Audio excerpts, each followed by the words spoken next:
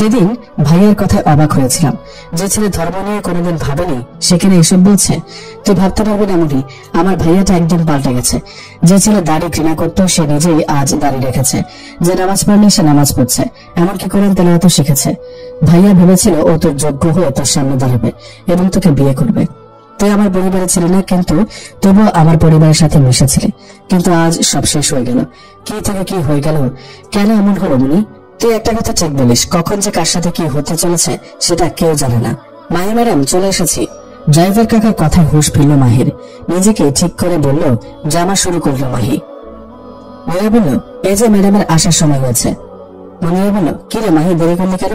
তুই ঠিক আছিস তো? মনিরাকে জড়িয়ে ধরে মাহি বলল, মনিরা বলল, চল আগে এশার নামাজ পড়ে নিই, তারপর খাওয়া দাওয়া করে আড্ডা দিব। চারজন মিলে বসে আছে। নীরা বলল, আমি তো গায়ে হলুদের শাড়ি পরবো। তানিয়া বলল, আমিও, তবে আমি ভাবছি মনিরার কথা। কি ভাবছিস? জিজু যেদিন আমাদের মনিকে দেখবে সেদিন জিজুর অবস্থা কেমন হবে? আমি তো পরিষ্কার দেখতে পাচ্ছি। কি রে মাহি, তুই চুপ কেন? মাহি বলল, চুপ কেন থাকবো, আমি ভাবছি কাল সকাল হলে আগে আন্টিকে পায়েস রান্না করতে বলবো। ওরে তোর পায়েস, এই মনে তোর পায়েস খেতে ইচ্ছা করলো? এটাও তুই বলে সম্ভব? শোন, বেশি কথা বললে তোকে কালকে পায়েস খেতে দেবো না। ওই তোদের পায়েস রাখ, কাল সকালে কি করবি সেটা ভাব। তোদের কথা শেষ হলে আমি কিছু বলতে পারি? অবশ্যই। নতুন করে আপনি শুধু বলে যান, আমরা শুধু শুনে যাই। তানিয়া বলল, ওই তোর জামা বন্ধ কর। হ্যাঁ মনি, তুই কি বলবি বল। মনিরা বলল, হযরত আব্দুল্লাহ ইবনে ওমর রাদিয়াল্লাহু তাআলা আনহু থেকে বর্ণিত, তিনি বলেন, রাসূলুল্লাহ সাল্লাল্লাহু আলাইহি ওয়াসাল্লাম বলেছেন, 5টি প্রশ্নের উত্তর আল্লাহ ছাড়া অন্য কেউ দিতে পারে না। উক্ত 5টি গায়েবী ইলম হলো, নাম্বার 1, আগামীকাল কি হবে তা আল্লাহ ছাড়া কেউ জানে না। নাম্বার 2, মায়ের গর্ভের মধ্যে কি সন্তান হবে তা কেউ জানে না। নাম্বার 3, বান্দা আগামীকাল কি করবে তা কেউ জানে না। নাম্বার 4, কোথায় বান্দার মৃত্যু হবে তা কেউ জানে না। নাম্বার 5, বৃষ্টি কখন বর্ষিত হবে তা আল্লাহ ছাড়া কেউ জানে না। সহিহ বুখারী শরীফের হাদিস। আশা করি তোরা বুঝতে পেরেছিস আমি কি বলতে চাইছি। বুঝলাম। সকালে মনিরা ফজরের নামাজ পড়ে প্রতিদিনের মতো ছাদে যাওয়ার জন্য পা বাড়াতে দেখতে পেল সাহিল এক প্রকার দৌড়ে নিচে নেমে আসছে। মনিরা বলল, কিরে ভাইয়া, তুমি এভাবে দৌড়াচ্ছ কেন? মনে হচ্ছে চুরি করে ধরা পড়ে পালিয়ে আসছো। সাহিল বলল, ওই চুপ কর, তুই ছাদে গিয়ে দেখ কি হয়েছে, বলে চলে গেল। মনিরা বলল, তাড়াতাড়ি ছাদে গেল, গিয়ে তো পুরাই থ। মাহি বলল, পাটা গেল রে, সাথে কোমরটাও মনে হয়ে গেল আম্মু। মনিরা বলল, তাড়াতাড়ি মাহির কাছে গেল। এবার মাহি, তুই এইভাবে এ সময় এখানে পড়লে কিভাবে? ওই বুড়া আমায় ফেলে দিয়েছিল। কোন বুড়া?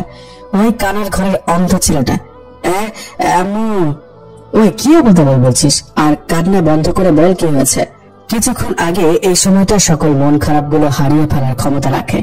এই সুন্দর পরিবেশটা আলাদা একটা অনুভূতি জাগিয়ে দেয়। তাই তো এই সময়টা আমি নিজের মতো করে উপভোগ করি।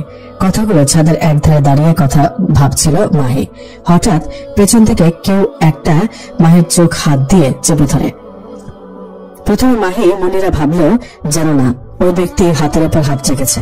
অমনি ও বলে, কে আপনি বলতে যাবে, আর তার আগে ওই ব্যক্তি ধাক্কা দিয়ে দৌড়ে পালিয়ে যায়, যার ফলে মাহি নিচে পড়ে যায় আর পায়ে ব্যথা পায়। এখন মনিরা বলল, খুব ব্যথা করছে তাই না? মাহি বলল, না গো, খুব মজা লাগছে। বলেই আম্মু আবার চিৎকার করলো। মনিরা বলল, হয়েছে, আর আম্মু করতে হবে না, আমাকে ধরে ওঠার চেষ্টা কর। তাই করলো, কিন্তু পারছে না মাহি। তুই একটু এখানে থাক, আমি তানিয়াকে ডেকে আনি, বলে চলে গেল। আর মাহি বকবক করতে লাগলো, তোর বউ ছাড়া আর কারোর সাথে কখনো বিয়ে হবে না রে বুইরা। এভাবে একটা নিরীহ অসহায় ছোট্ট মেয়েকে ধাক্কা মেরে পালিয়ে গেলি তো? তোর ভাগ্য ভালো আমার মনির বিয়ে, না হলে তোকে আমি দেখিয়ে দিতাম মাহি কোন জিনিস, একদম ধানি লঙ্কা। মাহি বলল, কে রে? মনিরা বলল, এই নীরা, এইসব বকবক না করে আগে ওকে ধর, না হলে ওর ব্যথা আরো বাড়বে। বলে মনিরা আর নীরা ওকে নিচে নিয়ে গিয়ে ওর পায়ে বরফ দিয়ে একটা ব্যথার ওষুধ খাইয়ে দিয়েছে। মনিরা বলল, নীরা, আমি একটু আসছি, আমার জন্য আমি তোমাকে হারিয়ে ফেললাম, সব দোষ আমার। আমি যদি সেদিন বাবাকে না বাধা দিতাম তাহলে হয়তো আজ তোমার সাথে আমার বিয়েটা হতে পারত, কিন্তু তখন তো আমি তোমার যোগ্য ছিলাম না, জানি এখনো না, তবে এখন আমি আগের আমিটা নেই। হ্যাঁ, এটা ঠিক, প্রথমে আমি তোমার জন্য নিজেকে পরিবর্তন করেছিলাম, কিন্তু যখন একটু ভালো করে অনুভব করলাম তখন বুঝলাম আমি এতদিন ভুল পথে ছিলাম, বুঝলাম আমাদের জীবনের আসল মানেটা কি। তাই তো নিজেকে আস্তে আস্তে সঠিক পথে এগিয়ে নিয়ে যাচ্ছি। তবে সবসময় মনে হয়েছে আমি আমার স্ত্রী হিসেবে ভাবো। তাই তো বাবাকে বলেছিলাম এখন যাতে তোমাদের বাসায় না যায়, আগে আমি নিজেকে তোমার যোগ্য করে তুলবো, তারপর তোমার সামনে যাব। কিন্তু এর আগে সব শেষ হয়ে গেল বলেই নিজের চোখটা মুছল মাহিম এবং নিজের হাতে রাখা ছবিটা জ্বালিয়ে দিল আর বলল, আমি জানি এইভাবে কোনো পরনারীর ছবি দেখা পাপ, তবুও মনে হতো তুমি তো আমারই হবে, তাই মাঝে মাঝে জেনে শুনে এই পাপটা করে ফেলে। কিন্তু আজ যেটা করছি সেটা পুরোপুরি অন্যায়, তাই আর এই ভুল করতে চাই না। হয়তো তোমাকে আর কখনো আমার দেখা হবে না। তুমি তো পর্দার আড়ালে রইলে, হয়তো কোনো না কোনো ভাবে মনের আড়ালেও থেকে যাবে, কিন্তু আমি চেষ্টা করবো যাতে তুমি আমার মনে কোথাও না থাকো। এখন থেকে আমার একটাই লক্ষ্য, আমার আল্লাহকে খুশি করা। হঠাৎ তার মনে পড়ে গেল কিছু আয়াতের কথা। হতাশ হও না, ওঠো, সিজদা করো এবং কাঁদো। সূরা ইউসুফ আয়াত 86। আল্লাহ তো কষ্টের পরে সুখ দেবেন। সূরা তালাক আয়াত 7। নিশ্চয় কষ্টের সাথে রয়েছে স্বস্তি। সূরা ইনশিরাহ আয়াত 6। আমি তো আমার দুঃখ ও অস্থিরতাগুলো আল্লাহর সমীপে নিবেদন করেছি। সূরা ইউসুফ আয়াত 86। হে ঈমানদারগণ, তোমরা সবর ও নামাজের মাধ্যমে সাহায্য প্রার্থনা করো। নিশ্চয়ই আল্লাহ ধৈর্যশীলদের সঙ্গে রয়েছেন। সূরা বাকারা আয়াত 153।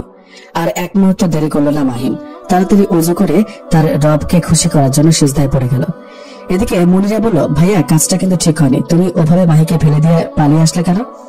সাহিল বলল, আরে শোন, তাহলে তুই তো জানিস আমি এই সময় ছাদে যাই, আর আমি এটাও জানি তুইও এই সময় ছাদে গিয়ে দাঁড়িয়ে থাকিস।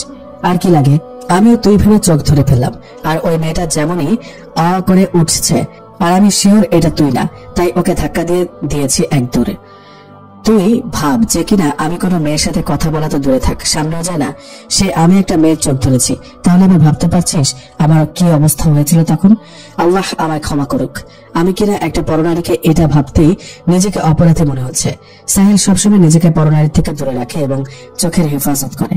মনিরা বলল, মন খারাপ করো না, তুমি তার ইচ্ছা করে করনি, যা হয়েছে ভুল করে হয়েছে। তবে ওকে ফেলাটা ঠিক হয়নি, বেচারি আমার বান্ধবীটা ব্যথা পেল।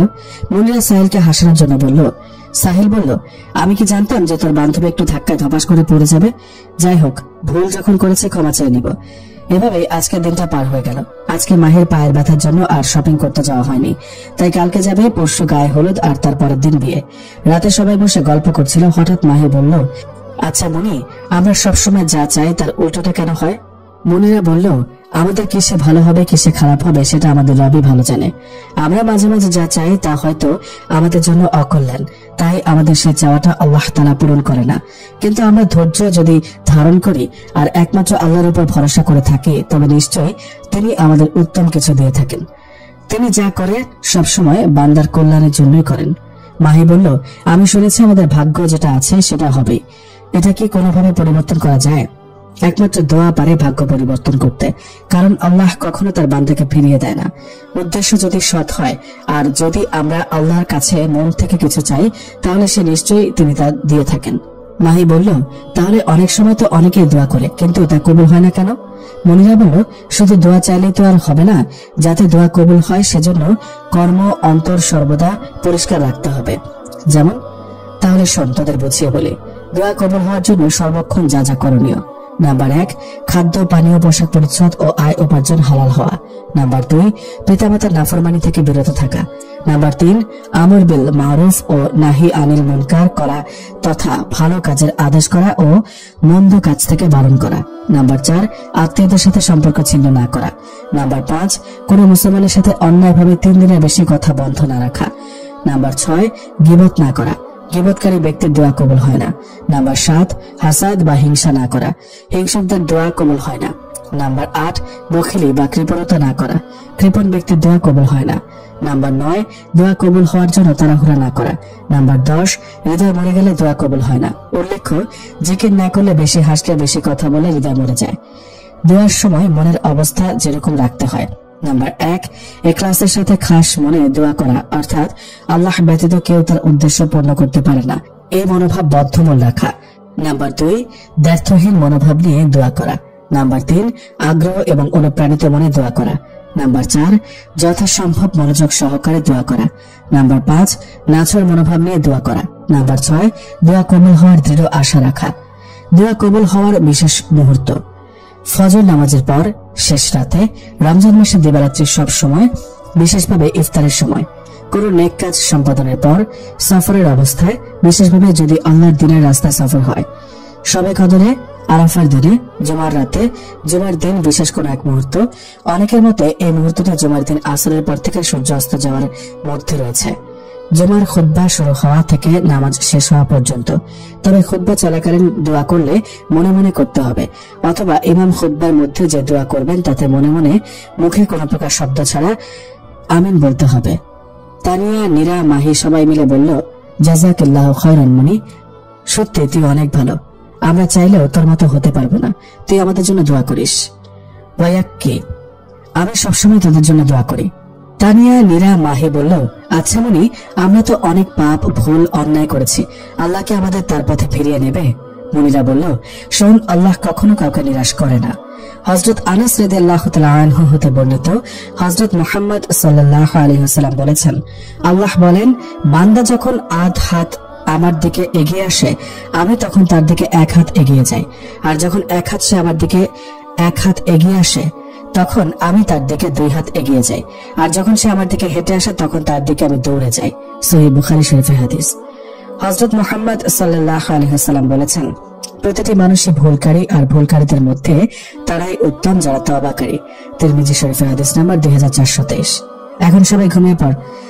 প্রতিদিনের মতো আজও 3টায় ঘুম ভেঙে গেল মনিরার, কিন্তু ঘুম থেকে উঠে মাহিকে নামাজ পড়তে দেখে অবাক হলো, কারণ মাহি এখন 5 ওয়াক্ত নামাজ পড়লেও তাহাজ্জুদ নামাজ পড়ে না, কিন্তু আজ পড়ছে। মনিরা তা দেখে বলে উঠল, আলহামদুলিল্লাহ। কিন্তু মনিরা একটা বিষয় ভাবছে, তার মনে হচ্ছে মাহির কিছু একটা হয়েছে। 3 দিন থেকে ওকে অন্য মনস্ক লাগছে। আবার কালকেও ভাগ্য পরিবর্তনের কথা বলল। না না, কোনো কিছু না জেনে অনুমান করা ঠিক না, বলে ওয়াশরুমে চলে গেল। সকালে তানিয়া বলল, মুনি, আজ কলেজ যেতে হবে। কেন? আজকে তো টেস্ট পরীক্ষার রেজাল্ট দেওয়ার কথা আছে। ওহ, তাই তো ভুলে গিয়েছিলাম। মনিরার মা বলল, এক কাজ করো, কলেজ থেকে একেবারে শপিং করে এসে, সময় তো আর নাই। আচ্ছা আন্টি। কলেজে? নীরা, তুই কি কাউকে খুঁজছিস? নীরা বলল, আনমনে। কাকে? হ্যাবলাকান্তকে। কে হ্যাবলাকান্ত? নিশ্চয় নাদিম ইসলাম। নীরার এতক্ষণে হুঁশ ফিরল। ওই মাহির বাচ্চা, কি বলছিস তুই? আমি কোন দুঃখে ওই হ্যাবলাকান্তকে খুঁজতে যাব? দুঃখে কেন খুঁজবি? তুই তো সুখে খুঁজবি। ওয়েট মাহি, ওই নীরা, তুই তো একটু আগেই বললি তুই কোন হ্যাবলাকান্তকে খুঁজছিস, আবার এখন মাহি যখন নাদিমের কথা জানতে চাইলো তখন তাকেও হ্যাবলাকান্ত বললি। ব্যাপার কি? আমি তো রহস্যের গন্ধ পাচ্ছি। সেম। রাখ তোদের সেম, আজেরা পেঁচাল। আপনাদের প্রেম আলাপ শেষ হলে আমরা এখন যেতে পারি। চলো বনু। রাতে সবাই একসঙ্গে বসে আছে, এমন সময় মনিরের মা সবার জন্য পায়েস নিয়ে আসলো। এখন মাহিকে পায়কে। মাহি বলল, ও আন্টি, তোমাকে এতগুলো ধন্যবাদ, দোয়া করি আমার আন্টির যেন 1 ডজন বাচ্চা কাচ্চা হয়, বলে মাহি জিভ কাটলো। আন্টি, আসলে কি আমি না, এটা মানে যেটা বলছিলাম। মনিরের মা বলল, হয়েছে, আর আম্মা আম্মা করতে হবে না, মায়ের না হোক আমার এই মিষ্টি মিষ্টি মেয়েদের হলেই চলবে, বলেই চলে গেল। সবাই একসঙ্গে বলল, কি? বলে হেসে উঠল। সবাই পায়েস খাচ্ছে। এমন সময় মনিরা বলল, নীরা, তুই নাদিম ভাইকে পছন্দ করিস? নীরার অলরেডি কাশি শুরু হয়ে গিয়েছে। তানিয়া বলল, কি তলে তলে এত কিছু? মনিরা বলল, তোরা চুপ থাক। কিরে নীরা, বলবি না? নীরা আমতা আমতা করে, এটা কেমন প্রশ্ন মনি?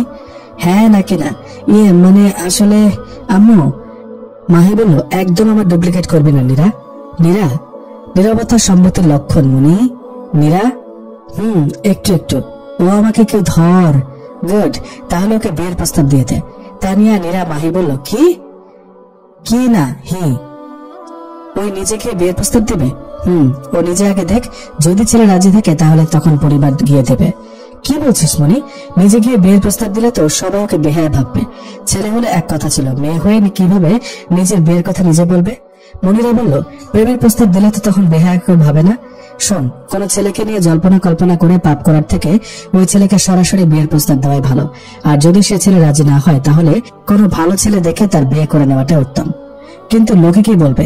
লোকের কথায় কান দিলে নিজেরই ক্ষতি। আমাদের সমাজে কিছু লোক আছে যারা হারামকে হালাল আর হালালকে হারাম মনে করে। কিছু লোকের কাজই অন্যকে নিয়ে গবেষণা করা। খেয়াল করে দেখবে, যখন দেবর ভাবে মিলে কিংবা শালি দুলাভাই মিলে হাসি ঠাট্টা করবে তখন তারা বলবে দেবর ভাবের মধ্যে ভালোই মিল আছে, দেখে ভালোই লাগছে। এভাবে মিলেমিশে থাকলে চোখ জুড়িয়ে যায়। আর যখন দেখবে দুলাভাই তার শালীর খোঁজ খবর নিচ্ছে বা খাইয়ে দিচ্ছে তখন তারা বলবে ছেলেটা মেয়েটাকে নিজের বোনের মতো ভালোবাসে, সবসময় মেয়েটার কেয়ার করে। কিন্তু দুঃখজনক ব্যাপার, যখন এই হাসি ঠাট্টাগুলো স্বামী স্ত্রীর মধ্যে দেখবে তখন সে ব্যক্তিগুলোই বলবে, কি বেহায়া মেয়েরে বাবা, সবার সামনে স্বামীর সাথে বসে বসে হেসে হেসে কথা বলছে, লজ্জা শরম বলে কিচ্ছু নাই। আবার যখন কোনো ছেলেকে স্ত্রীর কেয়ার করতে দেখবে তখন বলবে ছেলেটা বউ পাগল, বউ ছাড়া কিচ্ছু বোঝে না, সবসময় বউয়ের পিছনে ঘুরঘুর করে। মেয়েটা ছেলেটাকে একদম নিজের দখলে করে নিয়েছে। এই তো আমাদের সমাজের কিছু মানুষের রূপ। তাই লোকের কথায় কান দিয়ে লাভ নাই, নিন্দুকেরা নিন্দা করবে, এটাই স্বাভাবিক। তাই বলছি এভাবে নিজেকে জেনায় লিপ্ত করিস না। যদি পছন্দ করে থাকিস তো যত তাড়াতাড়ি সম্ভব তোর পরিবারকে জানিয়ে দে এবং বিয়ের প্রস্তাব দিয়ে যদি ভাগ্যে থাকে ইনশাআল্লাহ হয়ে যাবে। নীরা বলল, মুনি তুই কিভাবে ভাবতে পারলি আমি জেনায় লিপ্ত হয়েছি? আমি শুধু ওকে পছন্দ করি, সত্যি বলছি ওর সাথে আমার কোনো যোগাযোগ নেই, কোনোদিন কথাও বলিনি। মুন্নিরা বলল, আমি কি একবার বলেছি তুই নাদিম ভাইয়ের সাথে মিলামিশা করিস? নীরা বলল, তাহলে যে বললি আমি জেনা করছি। শোন, শুধু শারীরিক সম্পর্ককে জেনা বলে না, জেনা অনেক প্রকার। তার আগে আমাকে একটা সত্যি কথা বল, তুই কি নাদিমকে নিয়ে ভাবিস না? ভাবি। এটাও একটা জেনা। ঠিক বুঝলাম না, তাহলে শোন। রাসূলুল্লাহ সাল্লাল্লাহু আলাইহি ওয়াসাল্লাম বলেছেন, কোন বেগানা নারীর প্রতি দৃষ্টি দেওয়া চোখের জেনা, অশ্লীল কথাবার্তা বলা জিহ্বার জেনা, অবৈধভাবে কাউকে স্পর্শ করা হাতের জেনা, ব্যভিচারের উদ্দেশ্যে হেঁটে যাওয়া পায়ের জেনা, খারাপ কথা শোনা কানের জেনা, আর জিনার কল্পনা করা ও আকাঙ্ক্ষা করা মনের জেনা। অতঃপর লজ্জাস্থান একে পূর্ণতা দেয় অথবা অসম্পূর্ণ রেখে দেয়। সহিহ আল বুখারী মিশকাত শরীফে হাদিস নম্বর ৮৬, সহিহ আল মুসলিম হাদিস নম্বর 2657। জেনার শাস্তি। যেসব বড় পাপ করলে দুনিয়াতে কঠোর শাস্তি নির্ধারণ করা হয়েছে, জেনা তার মধ্যে অন্যতম। দুনিয়াতে দুটি বড় পাপের প্রতিক্রিয়া খুবই নিন্দনীয়, জেনা তার একটি। জেনাকারীর বাস্তব বিচার বা সামাজিক বিচার যেমন অপমানজনক, তেমনি সমাজে দুর্নাম ছড়িয়ে যাওয়া অপমানজনক। কাজে জেনাকারী ইহকালেও ক্ষতিগ্রস্ত, পরকালেও ক্ষতিগ্রস্ত। এটা এমন একটা পাপ যার মাধ্যমে অনেক, যেমন চোখ, হাত, পা, কান, মুখ, অন্তর ও লজ্জাস্থান, এগুলোর দ্বারা মানুষ জেনার মতো জঘন্য পাপ করে থাকে। আল্লাহ তাআলা বলেন, তোমরা জেনার নিকটবর্তী হয় না, এটা অশ্লীল ও নিকৃষ্ট পথ। সূরা বনী ইসরাইল আয়াত ৩২। এবার বুঝেছিস আমি কেন তোকে ওই কথা বললাম? নীরা বলল, আই লাভ ইউ মুনি। তানিয়া বলল, তাহলে সামনে আরেকটা বিয়ে। ইস, এত বিয়ে খেলে তো মোটা হয়ে যাব। ওই চুপ কর।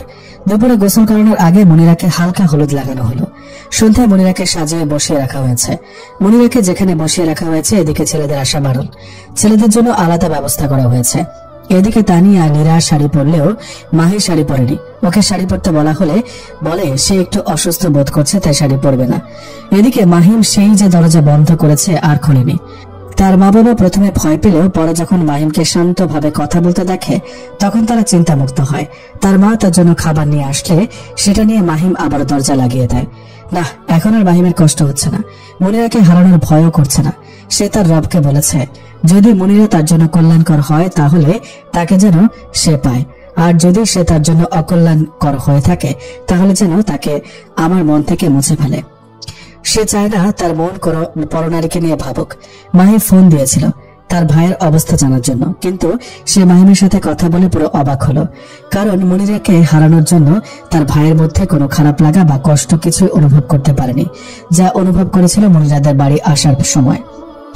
ভাইয়ের সাথে কথা বলে মাহিরও মনটা ভালো হয়ে গেল, যদিও বুঝতে পারছে তার ভাইয়ের এখন কোথাও না কোথাও কষ্ট লুকিয়ে আছে। কিন্তু তাতে কি, তার ভাইটা যে ভেঙে পড়েনি, কষ্টগুলোকে দূরে সরিয়ে ফেলেছে, এটাই অনেক। প্রতিদিনের মতো আজও মনিরা নামাজ পড়ে কোরআন তেলাওয়াত করে ছাদে গেল। গিয়ে দেখতে পেল তার আগে একজন ছাদে দাঁড়িয়ে আছে। মনিরা যেমনই চোখ ধরতে যাবে তখনই সাহিল বলে উঠল, চোখ ধরতে হবে না নতুন বউ। মনিরা বলল, ভাইয়া। সাহিল বলল, তো কি ব্যাপার, আজ নতুন বউ এত সকাল সকাল ছাদে কি করছে? এটা কেমন কথা ভাইয়া, আমি কি ছাদে প্রথম আসলাম নাকি আজ? আমি তো এই সময় প্রতিদিন ছাদে আসি আর তোমায় জ্বালিয়ে মারি। সাহিল বলল, আমিও তো প্রতিদিন এই সময় কারো হাতে চা খাই আর তাকে জ্বালিয়ে মারি, কিন্তু কাল থেকে কি করব বলে অন্যদিকে ঘুরে গেল। মনিরা তার ভাইয়ার সামনে গিয়ে তাকে জড়িয়ে ধরে কান্না করতে লাগলো। কিছুক্ষণ পর মনিরা তার ভাইয়াকে ছাড়িয়ে কিছু বলতে গেলে সাহিল বলে উঠল, আর কিছুক্ষণ থাক এভাবে। মনিরা ভালো করে বুঝতে পারলো তার ভাইয়া কেন এই কথা বলল, কারণ সে জানে এখন যদি আমি ভাইয়াকে ছেড়ে দিই তাহলে তার চোখের পানি দেখে নিব। কিছুক্ষণ পর সাহিল মনিরাকে ছাড়িয়ে বলল, এই পাগলি, কান্না করছিস কেন? তুই কি ভেবেছিস তুই চলে গেলে আমি আর চা চা করে তোর মাথা ব্যথা করবো না? এটা যদি ভাবিস তো ভুল। আমি তোর বরের বাসায় চলে যাব, বুঝলি? এবার কান্না বন্ধ কর, এই অবস্থায় তোকে পুরো পেতনি লাগছে। মনিরা চোখের পানি মুছে বলল, কাল থেকে তো আর তোমায় এই পেতনির মুখ দেখতে হবে না। এবার আর সাহিল নিজেকে ধরে রাখতে পারলো না, মনিরাকে জড়িয়ে ধরে কান্না শুরু করে দিল জোরে জোরে। মনিরা বলল, ভাইয়া আমি তোমাকে ছেড়ে থাকবো কি করে? কেন মেয়েদেরকে তার পরিবারকে ছেড়ে যেতে হয়? এটাই নিয়ম। অনেক হয়েছে, এবার কান্না থামা, নিচে যা, আলো ফুটে উঠছে। ছেলেরা ছাদে চলে আসতে পারে বলে মনিরাকে নিচে পাঠিয়ে দিল। নীরা বলল, এবার দেখি তো আমাদের মনিকে বউ সাজিয়ে কেমন লাগছে। তানিয়া নীরা বলল, মাশাআল্লাহ। বিশ্বাস কর নীরু, আমি ছেলে হলে এই মুহূর্তে মনিকে নিয়ে পালিয়ে যেতাম। মনিরাকে সাজিয়ে রেখে তানিয়া নীরা নিচে গেল বর কতদূর আছে জানার জন্য। মাহিকেও ডেকেছিল, কিন্তু মাহি গেল না। কিছুক্ষণ পর মনিরা ওয়াশরুমে গেল। মনিরা ওয়াশরুমে যেতে ওর ফোন বেজে উঠল। অন্যের ফোন ধরা ঠিক না, তাই মাহি ধরল না, কিন্তু বারবার ফোন বাজায় শেষমেশ ধরতে বাধ্য হলো। মাহি কিছু বলতে যাবে তার আগে অপর ব্যক্তি বলা শুরু করে দিল। মাহি তো অপর ব্যক্তির কথা শুনে পুরো বোবা বনে গেল। মাহি কিছু বলার আগে অপর ব্যক্তি ফোন কেটে দিল। আজব ব্যক্তি তো। মাহি এখন কি করবে বুঝতে না পেরে দৌড়ে নিচে গেল। মনিরা বলল, ওয়াশরুম থেকে এসে মাহিকে না পেয়ে একাই বসে রইল। কিছুক্ষণ পর মাহি আসলো। কিরে, কোথায় গিয়েছিলি? তোর হবুবার ফোন দিয়েছিল, তুই ওয়াশরুমে ছিলে, আমি তাই বাধ্য হয়ে ফোন ধরেছি। তোর হবুবরদের হঠাৎ গাড়ি নষ্ট হওয়ায় ওরা রাস্তায় আটকে পড়ে গিয়েছে, তাই যাতে কেউ টেনশন না করে, এটাই আঙ্কেল আন্টিকে জানাতে গিয়েছিলাম। আরো কিছুক্ষণ পর মাহির বর এসে পড়েছে, তাড়াতাড়ি আয়। মাহিও বর দেখতে চলে গেল। একটু পরে মনিরাকে জড়িয়ে ধরে মনিরার খালামণি। মনিরা বলল, আরে আমার টিনা সোনাটা তো এসে পড়েছে। মনিরার হবু বরের বড় বোনের মেয়ে টিনা, 5 বছর বয়স। মনিরার হবু বরের নাম শামীম আর তার বোনের নাম শামীমা। শামীমা প্রায় মনিরাদের বাড়ি এসে থেকে যায়, কিন্তু শামীম কখনো আসেনি বা মনিরাও কখনো যায়নি। শামীমা বলল, শুধু মেয়েকে আদর করলে চলবে? মেয়ের মাকে কি কেউ দেখেছে? মনিরা বলল, মনিরা শামীমাকে জড়িয়ে ধরে বলল, আপু তোমাকে কি আমি বলতে পারি? টিনা বলল, খালামণি তুমি নাকি আমার মামি হয়ে যাবে, তাহলে আমি তোমায় কি বলবো? টিনার কথা শুনে মনিরা শামীমা দুজনেই হেসে দিল আর বলল, অবশ্যই খালামণি। সব নিয়ম কানুন মেনে অবশেষে মনিরার বিয়ে সম্পন্ন হলো। মাহি বলল, এই তানিয়া, ভালো করে তো সব বিয়ের নিয়ম কানুন দেখলি, দেখিস তোর বেলায় কাজটা সহজ হয়ে যাবে। তানিয়াকে চোখ টিপ দিয়ে আসলে নীরাকে মিন করে কথাগুলো বলেছে মাহি। তানিয়া মাহির বিষয়টা বুঝতে পেরে বলল, দেখেছি। কি রে নীরা, তুই দেখেছিস তো? বলে মাহি তানিয়া হেসে দিল আর নীরা আনমনে বলে উঠল, সবই তো দেখলাম, কিন্তু ভাবছি এরপর কি হবে। তানিয়া মাহি একসঙ্গে বলে উঠল, কেউ জানে না। যখন তোমার কেউ ছিল না তখন ছিলাম আমি, এখন তোমার সব হয়েছে, পর হয়েছি আমি। তিনজনে কান্না করছে। মনিরা বলল, আর আজ দেখ, ওই নিজেই আমাকে পর করে চলে গেল। তোকে কিভাবে পর করি মনি? তুই যে আমার আধার ঘরের আলোর রোশে হয়ে এসেছিলি, আর নীরা মাহি তোরা যে আমার হাসির কারণ ছিলি, তোদের তো কখনো আপন ভাবিনি, তো পর করবো কিভাবে? তাদের মধ্যে তো আমি ছিলাম। আজ যতটুকু আমার মধ্যে হাসি বেঁচে আছে সব তোদের জন্য, তোরা যে আমার অনুপ্রেরণা। মনিরা, মাহি এবং নীরা বলল, তানিয়া, 2 বছর পর যদি হঠাৎ আপনারা আপনাদের হারানো কোনো প্রিয় ফ্রেন্ডকে ফিরে পান, তাহলে আপনাদের ওই সময় কেমন লাগবে? এটা নিজেরই উপলব্ধি করে নিন। কিছু বিষয় আছে অন্যের প্রকাশের মাঝে না, নিজের উপলব্ধিটাই অন্তরকে নাড়া দিয়ে দেয়। তানিয়া বলল, কিরে তোরা এমন ভাবে আমার দিকে তাকিয়ে আছিস যেন আমি কোনো এলিয়েন। আরে তোরা কি শুরু করলি? আমি ভাবলাম আমি তাদের হাসির কারণ হব, এখন তো দেখছি পুরো উল্টো, আমি তাদের কান্নার কারণ হয়ে দাঁড়ালাম।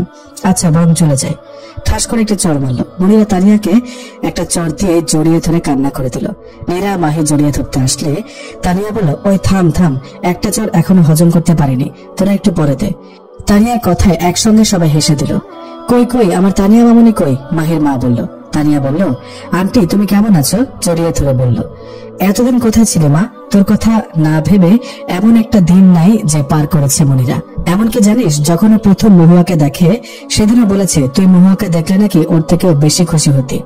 এবার তানিয়া কেঁদে দিল আর বলল, তুই আমি এত ভালোবাসিস মনি, এখনো আমায় তুই এমন ভাবে মনে রেখেছিস?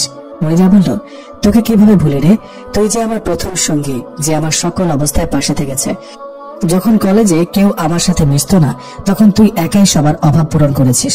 যখন কেউ আমায় অপমান করত, ছোট্ট করত, তখন আমার চোখের জলের আগে তোর চোখের জল বের হতো। আর এখন তুই আমার কাছে জানতে চাইছিস তোকে আমি মনে রেখেছি কিনা? অভিমানী কণ্ঠে বলল। নীরা বলল, আরে তুই রাগ করিস না, সবাই কি আর তোর মতো করে ভাবতে পারে? এখন তো সবাই প্রয়োজনের জন্য সবাইকে আপন করে নেয়, আর এখন কয়জনই বা সবার ভালোবাসার কথা মনে রাখে? সময়ের সাথে সাথে এখন সবাই সবাইকে ভুলে যায়। এই সবের দিক থেকে হয়তো তানিয়া কথাগুলো বলল। তানিয়া বলল, না রে, আমি এসব কিছু ভেবে বলিনি, আমি জানি আমাদের মনে সবার থেকে আলাদা। এত কথা বাদ দিয়ে বল তুই কি খাবি? আজ সব তোর ইচ্ছা রান্না হবে, মাহির মা বলল। তানিয়া বলল, আন্টি? কোনো আন্টি না, একদম এখান থেকে যাওয়ার কথা ভাববি না এখন। আরে আন্টি মনি, আজ তুমি তাড়িয়ে দিলেও আমি যাব না। আমি বলছিলাম সব যদি আমার পছন্দ রান্না করো তাহলে তো বাকিগুলো জ্বলে যাবে। কখনোই না, না করলেই ভালো। এখন এত বকবক না করে সোনামণিটাকে আমায় দে। না না না, আমি নেব না। তুই এমন করছিস কেন? তানিয়া বলল, তুই বাবুকে নে, আমি কি ওকে দিব না বললাম? না না, আমাকে দিস না, পড়ে যাবে তখন মরে। না না না, আমি কিছুতে নিব না। মনিরা বলল, একটা চট দিব। কি ভুলভাল বকছিস? নে বাবু, নে বলছি। তানিয়া, নে বলছি। তুই কি আমার বাবুকে দেখে খুশি হসনি? ছি ছি ছি, কি বলিস এইসব? আমি খুব খুশি হয়েছি। আমি তো ওর ভালোর জন্যই। এত ভালো করতে হবে না, তুই ওকে কোলে নে। তানিয়া বাবুকে কোলে নিয়ে পাগলের মতো চুমু খাচ্ছে আর চিৎকার করে কাঁদছে। মনিরা, নীরা, মাহি তো তানিয়ার অবস্থা দেখে অবাক হয়ে তাকিয়ে আছে। মাহি তানিয়াকে কিছু প্রশ্ন করতে যাবে তার আগে মনিরা ইশারায় নিষেধ করলো। তানিয়া জিজ্ঞেস করলো, মনি, এর নাম কি রে? মহুয়া ইসলাম তন্নি।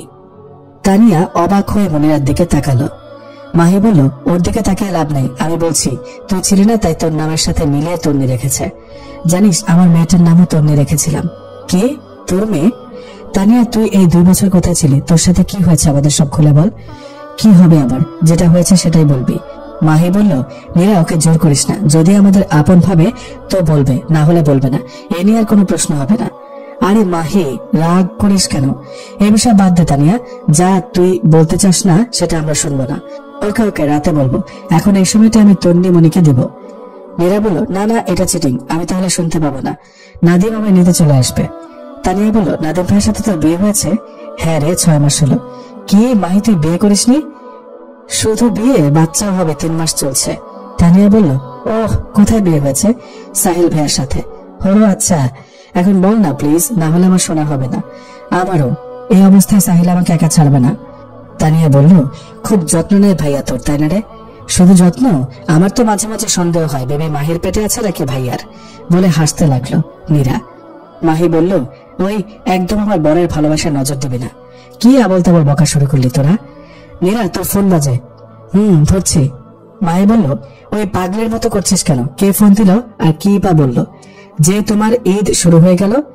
নীরা বলল, আমার বর ফোন দিয়েছিল, তানিয়া এসেছে, এটা মাহিম ভাইয়া ওকে বলেছে, তাই উনি বলল আজকে তানিয়াকে সময় দাও, অনেকদিন পর বান্ধবীদেরকে পেয়েছ, আমার কাছে থাকলেও তো মন ওখানেই পড়ে থাকবে, তাই আজ আর তোমাকে কষ্ট করে আসতে হবে না। তানিয়া বলল, মানুষের মধ্যে কত পার্থক্য থাকে, তাই না রে?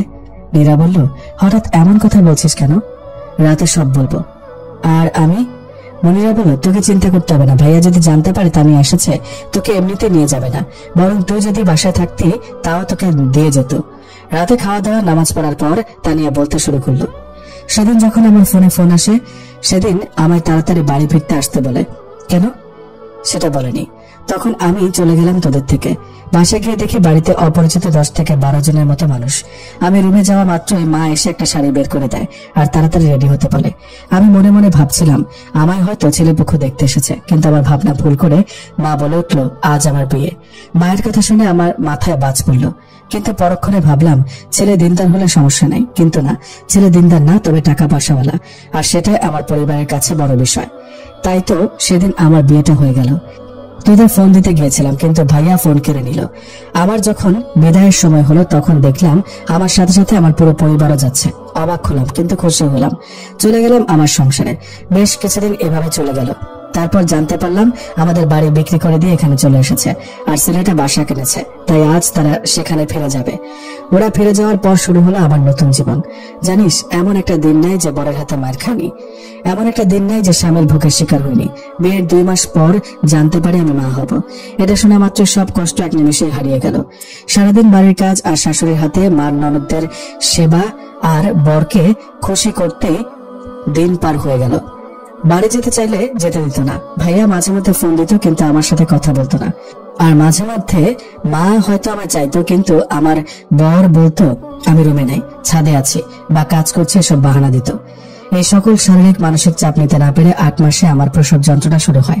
চিৎকার করে কান্না করেছিলাম, কিন্তু কেউ হসপিটালে নিয়ে যায়নি। বাসায় একটা কাজের খালা ছিল, তার সাহায্যে টানা 1 দিন পর আমার মেয়ে হলো। কেউ খুশি না, তাতে আমার কি? আমি তো খুশি। তাই আমার মেয়ের নাম রাখলাম আয়েশা ইসলাম তন্নি। জানিস মনি, আমার মেয়েটা যখন মাত্র 15 দিনের, তখন আমার শাশুড়ি আমাকে আমার ননদের ফ্রেন্ডের জন্য রান্না করতে বলল। তারা নাকি আমার হাতে খেতে চেয়েছে। রান্না করেছিলাম, হঠাৎ তন্নির কান্না শুনতে পেলাম, তাই ভাবলাম নিচের সোফায় রেখে রান্না করব, তাহলে কান্না করলে তাড়াতাড়ি নিতে পারবো। যেই ভাবা সেই কাজ। কিন্তু তন্নিকে নিয়ে সিঁড়ি দিয়ে নামতে গিয়ে পড়ে গেলাম। আমি বেঁচে গেলেও আমার তন্নি আর বাঁচেনি। নিজেকে খুব অপরাধী মনে হচ্ছিল, কিন্তু না। পরে খেয়াল করে দেখলাম সিঁড়িতে তেল ছিল, তাই আর বুঝতে কষ্ট হয়নি। সহ্য করতে পারছিলাম না। আর তখন আমার বরকে বললাম মায়ের বাড়ি যাওয়ার জন্য। সেদিন হয়তো ওনার আমার প্রতি মায়া হয়েছিল, তাই যেতে বলেছিল, কিন্তু সাথে নিয়ে যায়নি।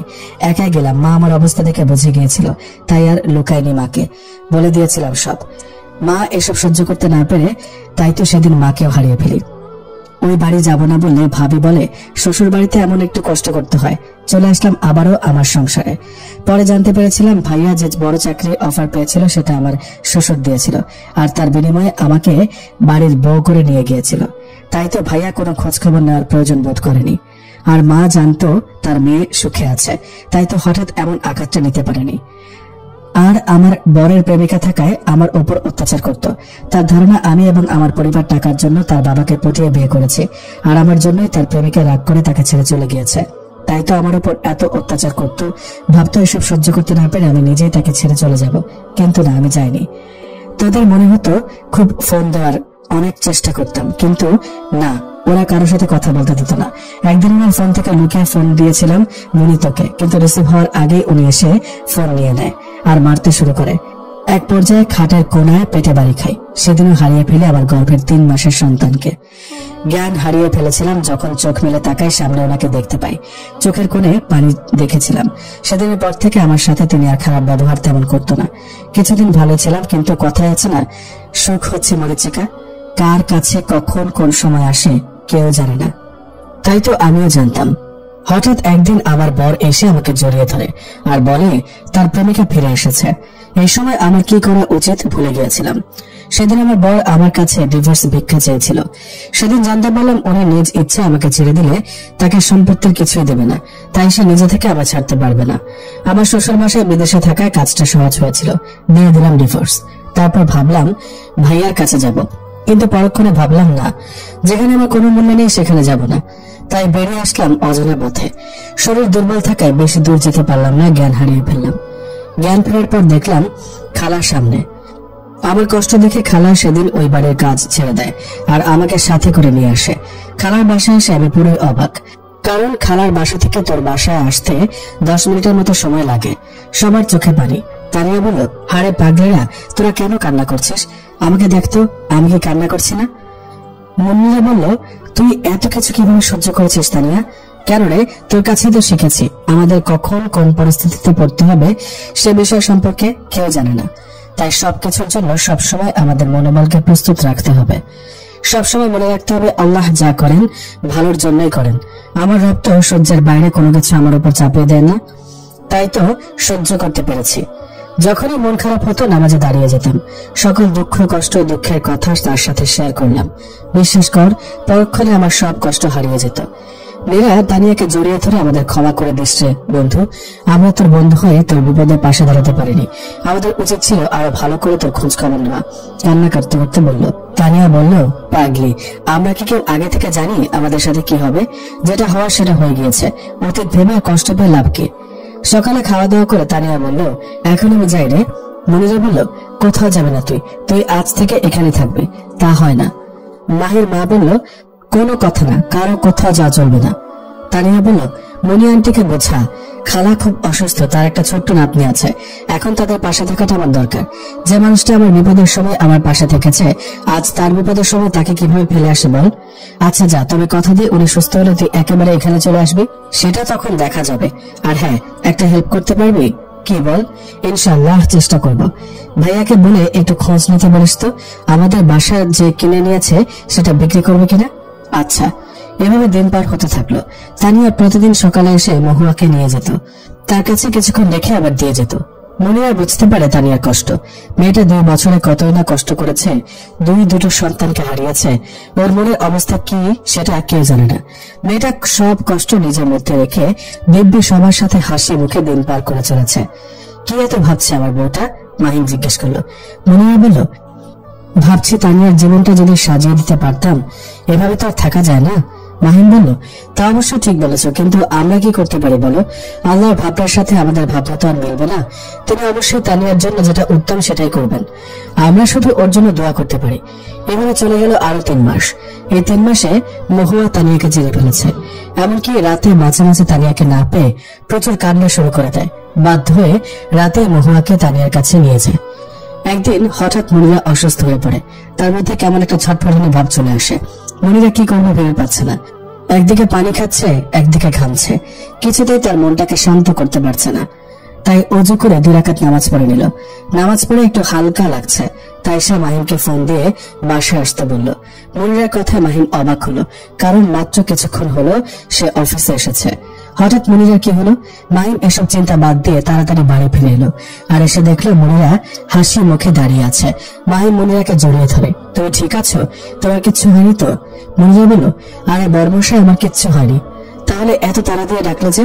কেন ডাকতে পারি না? এই, তুমি রাগ করছো কেন? আমি তো এমনি জানতে চাইলাম, তুমি তো কখনো ডাকো না, তাই।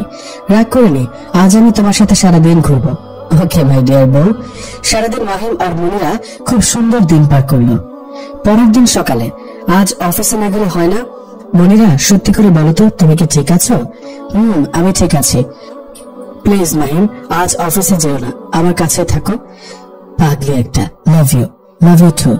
মাহিম বেশ অবাক হলো, কারণ আজ পর্যন্ত মাহিম মনিরাকে দিয়ে লাভ ইউ কথাটা বের করাতে পারেনি। Aunty, aunty, sorry aunty. Monira বলল, আরে রূপা, এসো এসো। মাহিমকে ছেড়ে দিয়ে বলল। রূপা বলল, আন্টি, মহুয়াকে নিয়ে যেতে বললো তানিয়া আন্টি। তোমার তানিয়া আন্টিকে বলো মহুয়াকে নিয়ে আমি একটু বাইরে যাব। বিকালে আমি ওকে নিয়ে তোমার আন্টির কাছে যাব। আচ্ছা আন্টি। মাহিম বলল, মিথ্যা বললা কেন? কোথায় যাব আমরা? মিথ্যা বলিনি, এখন আমরা মাহিদের বাসায় যাব। কেন? প্লিজ নিয়ে চলো না, প্লিজ। আরে এভাবে বলার কি আছে? আমি কি তোমাকে নিয়ে যাব না বলেছি? মনিরা ঠুস করে মাহিমকে একটা কিস করে বসলো। মাহিম তো অবাক। এত অবাক হওয়ার কিছু নাই, আরো লাগবে নাকি? মাহিম মুচকে এসে মনিরাকে জড়িয়ে ধরে বলল, পেলে কে ছেড়ে শুনি? এরই মাঝে মহুয়া কান্না করে বসলো। ও মেরি মা, আমি তো বলি আমার সোনাটা এতক্ষণ চুপ ছিল কেন? আসলে তো আমার মেয়ের সুযোগ খুঁজছিল, জায়গা মতো কান্না করে দিয়েছে। মনিরা মাহিমের কথায় হাসতে লাগলো। আর মাহিম বলল, এইভাবে হেসো না গো প্রিয়া, পাগল হয়ে যাব। মাহিম মনিরা আর মহুয়াকে নিয়ে রওনা দিল। সারপ্রাইজ! মাহি জড়িয়ে ধরে বলল, ও মনি, তোরা কেন খুশি হসনি? না বলে হেসে দিল। চিন্তা করিস না, আর আসবো না। মনি, আমি মজা করছিলাম, তোকে আঘাত দেওয়ার জন্য বলতে চাইনি বলে কান্না করে দিল মাহি। মনিরা বলল, আরে পাগলি, আমি কি জানি না তুই সত্যি বলি নাকি মিথ্যা বললি? আমি তো এমনি বললাম। আর হ্যাঁ, তোর সাথে আমার জরুরি কথা আছে, তার আগে সবার সাথে দেখা করে নি। আচ্ছা, মা কই রে? রুমে আছে, তুই যা, আমি চা করে নিয়ে আসছি। ভাইয়া আছে? তাহলে তুই থাক, আমি চা করি, ভাইয়াকে সারপ্রাইজ দেওয়া হবে। ওকে ননদিনী। মনিরা সবার সাথে দেখা করে বাড়ি যাওয়ার জন্য বের হতে যাবে, তখনই মাহি জড়িয়ে ধরে কান্না করতে লাগলো। মাহির এমন কাজ দেখে সবাই অবাক। কান্না করছিস কেন? তুই এমন কথা বলছিস কেন মনি? ভুল তো কিছু বলিনি, হতেই তো পারে, তুই শুধু আমার কথাটা রাখিস। সাহেল বলল, কি বলেছে মনি তোমাকে মাহি? কিছু না। আর মনি, তুই আজ সবার কাছে মাফ চাইলে কেন? আরে ভাইয়া, আমাদের সবসময় উচিত একে অপরের থেকে মাফ চেয়ে নেওয়া। বলা যায় কখন কোনো কথায় কাউকে কষ্ট দিয়ে ফেলি। সাহেলকে জড়িয়ে ধরে বলল কথাগুলো মনি। এরপর তানিয়ার সাথে দেখা করে চলে গেল। রাতে মহুয়ার দিকে তাকিয়ে আছে মনিরা। মাহিম বলল, শুধু মেয়েকে দেখলে হবে, মেয়ের বাবার দিকে একটু তাকাও। 1 মিনিট, আমি মহুয়াকে মায়ের কাছে দিয়ে আসি। মাহিম অবাক হলো। অবাক হতে হবে না, আপনার সাথে আমার দরকারি কথা আছে, চলো বেলকনিতে বসি। মাহিম কিছুক্ষণ চুপ থেকে বলল, চলো। মনিরা মাহিমের বুকে মাথা রেখে বলতে শুরু করলো, আচ্ছা মাহিম, আমি যদি না থাকি তাহলে তুমি কি করবে? মাহিম সাথে সাথে মনিরার গালে একটা চড় বসিয়ে দিল। যাক, জীবনে এটাই বাকি ছিল, বরের হাতে মার খাওয়া। ভেবেছিলাম সেটা মনে হয় কোনোদিন সম্ভব হবে না। মাহিমকে আবারও জড়িয়ে ধরলো মনিরা। মাহিম বলল, সরি সোনা, এমন উল্টাপাল্টা কথা কেন বলো যাতে আমি রেগে যাই? তুমি জানো না, তোমাকে ছাড়া আমি একটা মুহূর্ত কল্পনা করতে পারি না। করতে হবে মাহিম। কেন করব? আমার বউ কি কারোর সাথে পালাবে নাকি? মাহিম, আমি তোমাকে ছাড়া থাকবো কি করে? আর মহুয়াও আমাকে ছাড়া কিভাবে থাকতে পারে বলো? হিচকি তুলে তুলে কান্না করছে মনিরা। মাহিম বলল, তুমি এসব বলছো কেন? তুমি আমার ছাড়া থাকবে কেন? মনিরা বলল, চোখের পানি মুছে, আমাকে কথা দাও, আমার কাছে হয়ে গেলে তুমি তানিয়াকে বিয়ে করবে। এবার মাহিমের মাথায় যেন আকাশ ভেঙে পড়ল। মনিরা, কথা দাও মাহিম, কথা দাও, আমি তোমায় কোথাও যেতে দেব না। এটাই একমাত্র সত্যি, এখান থেকে পালানোর কোনো রাস্তা নেই। তুমি এসব কথা কেন বলছো মনিরা? কারণ আমার কেন যেন মনে হচ্ছে আমার সময় ফুরিয়ে। মায়ের মনিরাকে বলতে না দিয়ে কিস করতে লাগলো। দুজনের চোখে নীরব পানি। কিছুক্ষণ পর, আমাকে এখনো কথা দাওনি? না, তোমার কিছু হবে না, আর আমি তোমার জায়গা অন্য কাউকে দিতে পারবো না। জীবন কারোর জন্য থেমে থাকে না মাহিম, জীবন তার আপন গতিতে চলতে থাকে। আমি পারবো না। মনিরা মাহিমের চোখের পানি মুছে দিয়ে বলল, পারবে মাহিম। সব সময় নিজের জন্য বাঁচতে হয় না, কখনো অন্যের জন্য বাঁচতে হয়, কখনো ভালোবাসার জন্য বাঁচতে হয়, কখনো দায়িত্বের জন্য, কখনো নিজের জন্য হাসতে হয়, কখনো অন্যের জন্য হাসিটা বাঁচিয়ে রাখতে হয়। জানো, তানিয়া মেয়েটা জীবনে অনেক কষ্ট করেছে। সুখ জিনিসটা যে কি সেটাই হয়তো মেয়েটা ভুলে গিয়েছে। আমি যদি বেঁচে থাকতে কখনো তোমার সাথে ওর বিয়ে দেব না, কারণ আমি তোমাকে অন্য কারোর সাথে ভাগ করতে পারবো না। আর সত্যি বলতে, আমার যদি মেয়েটা না থাকতো তাহলেও হয়তো কখনো বলতাম না, কারণ আমি তোমাকে অনেক বেশি ভালোবাসি মাহিম। তোমাকে কি করে অন্য কারো হতে দিতে পারি? কিন্তু এই যে বললাম, সবসময় নিজের কথা ভাবলে হয় না। কথা আছে না, মায়েরা সবসময় একটু স্বার্থপর হয়। তাই তো বলছি, আমি না থাকলে তানিয়া আমার মেয়েটাকে দেখে রাখবে, একজন আদর্শ মেয়ে হিসেবে গড়ে তুলতে পারবে। প্লিজ মাহিম, আমার কিছু হলে। প্লিজ মনি, এভাবে বলো না। তোমার কিছু হওয়ার আগে যেন আমি বাজে কথা বলতে নেই। আর এভাবে বাচ্চাদের মতো কান্না করছো কেন মাহিম? আমার কি এখনো কিছু হয়েছে? আল্লাহ যতক্ষণ না চাইবে আমি ততক্ষণ তোমাদের ছেড়ে কোথাও যাচ্ছি না। আমি শুধু বলে রাখলাম। এই, তোমার গায়ে তো প্রচুর জ্বর। ও তেমন কিছু না। মাহিম, মহুয়াকে একটু এনে দেবে? মাহিম, দেখো আমার মেয়ে কি সুন্দরভাবে ঘুমিয়ে আছে। মাহিম শুধু মনিরাকে দেখছে। এদিকে মনি বলল, ওভাবে কি দেখছো? আমি এখনই কোথাও যাচ্ছি না বলেই মাহিমের বুকে মাথা রাখলো। মাহিম চমকে উঠলো। তোমার গায়ে তো অনেক জ্বর, দাঁড়া আমি জল পটে দিয়ে দিই। না লাগবে না, তোমার ফোনটা একটু দাও তো। হ্যালো মা। কি রে, তুই ঠিক আছিস তো মা? এত রাতে ফোন দিলে যে? তোমাকে খুব মিস করছিলাম তো তাই। বাবা কি করছে? তোর বাবা তো ঘুমের ওষুধ খেয়ে ঘুমিয়ে গিয়েছে। ও আচ্ছা, ভালো থাকো। হ্যালো ভাইয়া। না আমি। ও, মাহি ভাইয়া ঘুমিয়ে গিয়েছে? না, ধর কথা বল। ভাইয়া। সাহিল বলল, তোর কি হয়েছে মানে সত্যি করে বলতো। কিচ্ছু হয়নি, মিস করছিলাম তাই ফোন দিলাম। ভাইয়ার কাছে কথা লুকানো শিখে গিয়েছিস তাই না মনি? মনি, তুই কান্না করছিস কেন? কি হয়েছে বল। যা, ফোন কেটে দিল। মাহি, তৈরি হও, ও বাড়ি যাবো। এত রাতে? হ্যাঁ, আমার মন বলছে মনে ঠিক নাই। তাহলে আব্বু আম্মুকে সাথে নিয়ে নাও। ওকে। মেয়েরা তো ফোন ধরছে না, ঘুমিয়ে গিয়েছে। মাহিম, ও মাহিম। মাহিম। মাহিম বলল, না ছাড়বো না, এভাবে রাখবো। পাগল, একটু ওয়াশরুমে যাবো তো। মাহিম নিয়ে গেল। মনিরা অজু করে 2 রাকাত নামাজ পড়ে মহুয়াকে কোলে নিয়ে মাহিমের বুকে মাথা রেখে বলল, মাহিম, কোন পরিস্থিতিতে দিনের পথ থেকে সরে এসো না, বরং আরো আঁকড়ে ধরো। মনে রাখবে, এই সব কিছুই মায়া। এই মায়া পরে আমাদের লক্ষ্য ভুললে চলবে না। আমাদের কাজে সবার আগে আমাদের রবের ভালোবাসা, নবীর ভালোবাসা, তারপর সবকিছু। তাই কোনো পরিস্থিতিতে ভেঙে পড়ো না। আল্লাহর উপর ভরসা ও বিশ্বাস রেখে সামনে এগিয়ে যাও। কি হলো, চুপ করে আছো কেন? বলো, আমি শুনছি। দেখো, আমি আর কান্না করছি না, তুমি এসব বললেই তো হবে। মনিরা। কি রে মাহিম, এত জোরে চিৎকার করলে কেন? 15 বছর পর তোমার কথা আমি রেখেছি মনিরা। আমি তানিয়াকে খুশি রেখেছি, চিন্তা করো না, আমিও ভালো আছি। তানিয়াকে আমি হয়তো ভালোবেসে ফেলেছি, কিন্তু তোমার জায়গাটা দিতে পারিনি। তুমি সত্যি বলেছিলে, জীবন কারোর জন্য থেমে থাকে না। আমারও নেই, তাই তো তোমায় ছাড়া 15টা বছর কাটিয়ে দিলাম। কিন্তু কিভাবে কাটালাম সেটা কেউ জানে না, আর না কোনোদিন জানবে। জীবন থেমে নেই, কিন্তু 15 বছর আগের তোমার বলা শেষ কথাগুলোর মাঝেই আমার জীবন আটকে গেছে। কি বলেছিলে মনে আছে? সবসময় নিজের জন্য বাঁচতে নেই, কখনো অন্যের জন্য বাঁচতে হয়, কখনো ভালোবাসার জন্য বাঁচতে হয়, কখনো দায়িত্বের জন্য, কখনো নিজের জন্য হাসতে হয়, কখনো অন্যের হাসির মধ্যে নিজের হাসিটাকে বাঁচিয়ে রাখতে হয়। কিন্তু আমার বুকের মধ্যে যে যন্ত্রণাটা রয়েছে সেটা তো কেউ জানে না, তুমিও না। যদি জানতে তাহলে আমি ফেলে যেতে পারতে না। মনে, আমি তোর কথা রেখেছি, তোর মেয়েকে তোর মতো করে গড়ে তুলেছি। মহুয়া এখন একজন কোরআনের হাফেজা। তার আচার আচরণ স্বভাব সব তোর মতো, এমনকি দেখতেও। কিছুদিন বাদে তোর মেয়ের বিয়ে। তুই সত্যি বলতে, জীবন যে কখন কোন দিক দিয়ে যায় কেউ জানে না। আমরা কি জানতাম আমাদের জীবনটা এমন হবে? তুই আমাকে চিঠিতে কি বলেছিলি? প্রিয় তানিয়া, যখন চিঠিটা পড়বি তখন হয়তো আমি থাকবো না, কিন্তু আমার সবচেয়ে প্রিয় 2টো জিনিসের দায়িত্ব তোকে দেওয়ার আর্জি থাকবে। প্লিজ আমার ফেরাস না। আমার মেয়েটা মা ছাড়া কিভাবে থাকবে বল? আমার মাহিমের সেবা কে করবে বল? তাই আজ আমি স্বার্থপর হয়ে তোর কাছে আমার স্বামী সন্তানের সুখ চাইছি। দে না একটু সুখ ওদের। তুই মিথ্যা বলেছিলি। সেদিন তুই স্বার্থপর হসনি, বরং জীবনের শেষ মুহূর্তে এসেও আমার জীবনটা সাজিয়ে দিয়েছিলি। আমাকে বলেছিলি তুই তোর সন্তানের স্বার্থের জন্য মায়ানকে বিয়ে করতে বলেছিস, কিন্তু আমি জানি তুই কেন এই সিদ্ধান্ত নিয়েছিলি। কারণ তুই জানতে সন্তান হারানোর ব্যথায় আমি হাহাকার করছি, সেজন্যই তো আমার জীবনটা সাজিয়ে চলে গেলি। কিন্তু আমি কি পারলাম তোর কথা রাখতে? মাহি বলল, কে বললো পারিসনি? ও তুই? যাতে তোর দায়িত্বের কোনো ত্রুটি না থাকে তাই তো আজও সন্তান নিসনি। আমার কি সন্তান নাই যে আমি নতুন করে আবার সন্তান নেব? আর হ্যাঁ রে, নীরা আসবে না জানি না। আমি গর্ব করি তোমায় নিয়ে মা। তুমি দেখতে কেমন ছেলে সেটাও জানি, তোমার ছায়াও আমার মনে নাই। জানো মা, আজও তুমি সবার হৃদয়ে আছো। সবার কথার মাঝে আমি তোমার মন থেকে অনুভব করি। এমনি তো হওয়া উচিত মা, যে সবার হৃদয়ের মধ্যে থাকবে সে থাকবে না, কিন্তু সে সবার মনে যেতে ঠিকই থাকবে। যে তার কাজকর্ম আচার আচরণ দ্বারা সবার মাঝে জীবিত থাকবে সে থাকবে না, কিন্তু তার উপকারের কথা সবার মনে থাকবে। তাহলে তো জীবন সার্থক মা।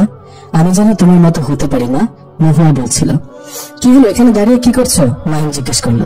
তানিয়া বলল, ভাবছি মেয়েটার বিয়ে হয়ে গেলে আমার বুকটা আবার খালি হয়ে যাবে মাহিম। মাহিম তানিয়াকে বুকে নিয়ে বলল, জীবনটা এমনই তানিয়া, আমরা চাইলেও জীবনটা আমাদের মতো করে চালাতে পারবো না। জীবন যে তার আপন গতিতে চলতেই থাকবে। কোথায় কখন কিভাবে সে গতি থামবে সেটা আমাদের মহান আল্লাহ ছাড়া আর কেউ জানে না। জানি না গল্পটার মাঝে কোনো শিক্ষণীয় বিষয় তুলে ধরতে পেরেছি কিনা, কিন্তু চেষ্টা করেছি। যদি কেউ গল্পের মাঝে ভালো কিছু শিখে থাকেন তাহলে তা পালন করার চেষ্টা করবেন। মনিরাকে গল্পে মেরে ফেলেছি বলে কেউ রাগ করবেন না। মৃত্যু আমাদের জীবনের পরম সত্য, এটা আমাদের মেনে নিতেই হবে। এটা থেকে পালানোর কোনো রাস্তা নেই। তাই জীবনের প্রতিটা ক্ষেত্রে মৃত্যুকে স্মরণ রেখে আমাদের এগিয়ে যেতে হবে।